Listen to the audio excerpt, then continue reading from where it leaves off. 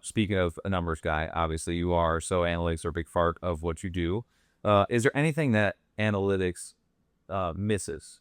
And when it comes to this, is baseball obviously specifically that or like it just can't measure over the course of a game that's impactful. Yeah, the impact of a manager.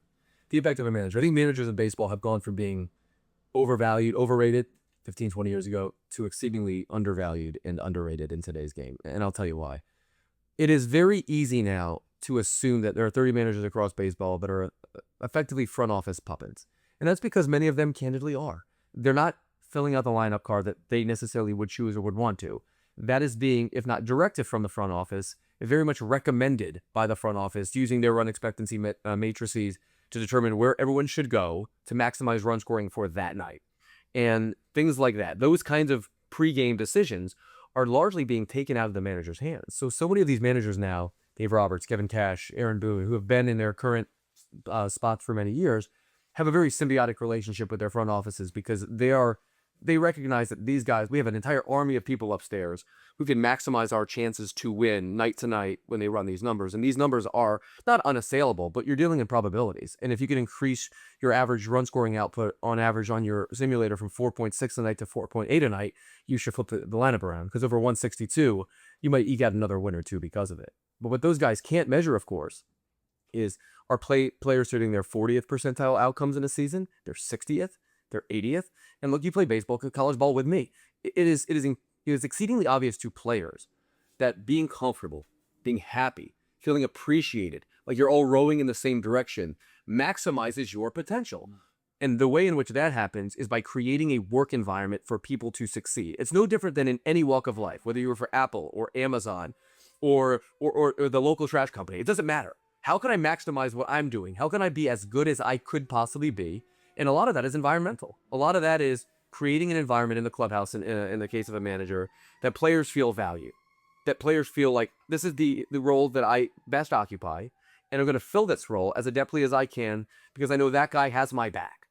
That's not something that analytics can measure. And so when you see a manager fired mid-season, when you see a manager fired after the season because he wants an extra $500,000, it's not the kind of thing that analytics can point to and say, this guy has a lot more qualitative value, because we've lost the qualitative. We're very good at the quantitative because anybody can point to a screen and say, this is what my spreadsheet says. But can you ask 40 players to see whether or not they think they got more out of their potential this year than they otherwise would? Because that's what makes a manager great, is if you're getting a bunch of guys that are outperforming their median outcome. And if you do that, your team's going to win more games than it should. And over the course of a season or several seasons, you're adding several wins to that manager's ledger that a replacement level manager per se would not have been able to fulfill. Where do you think front offices value that equally as they value being able a manager that is willing to go along with the analytics, data, and being able to coach along that way? Because there's a lot of old school managers that refuse to do that, Right? And they're not really in the league anymore, or very few, I should say. So I mean, how much value is in what you just described, which I agree with, Very little. 100%.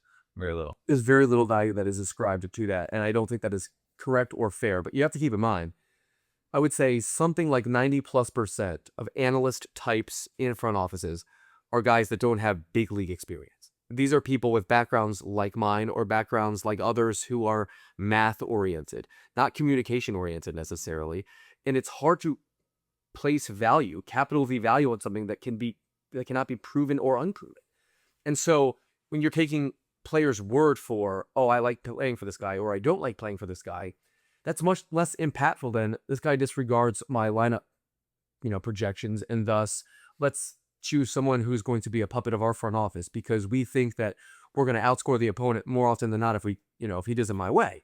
But we have to keep in mind, like, how well is that guy playing anyway? If that guy's not playing great, then that might be in large part because of the way that he feels on a day-to-day basis in the clubhouse, or the treatment that he's getting, or the way that he's managed throughout the course of a season. And these are all things that they're all variables, and they're no constants. And for people that run the numbers, those are break your brain type conversations that only baseball people that have actually been through the ringer can credibly have. And I say that as someone, again, who is a numbers oriented person. But one of the things I've learned about numbers, the more that I've run these, is that they're not as impactful. They're not as weaponizing as I originally thought. In fact, the more you learn about the data, the more you do the analysis, the more you realize their shortcomings. What do you think the pendulum will ever swing back? Probably not. And the reason for it is because when you think of any innovation, finding one example in which we have cracked the code and done something innovative and decided we've gone too far. We can't just drive cars. We have to drive them they have to drive us by themselves now. Think about any number of things. We can't just have a smartphone. We need one that can do everything. I need a computer in my hand. Any innovation that you conceive in life, let's not just go to the moon, let's go to Mars, right? Always goes to the umpteenth degree.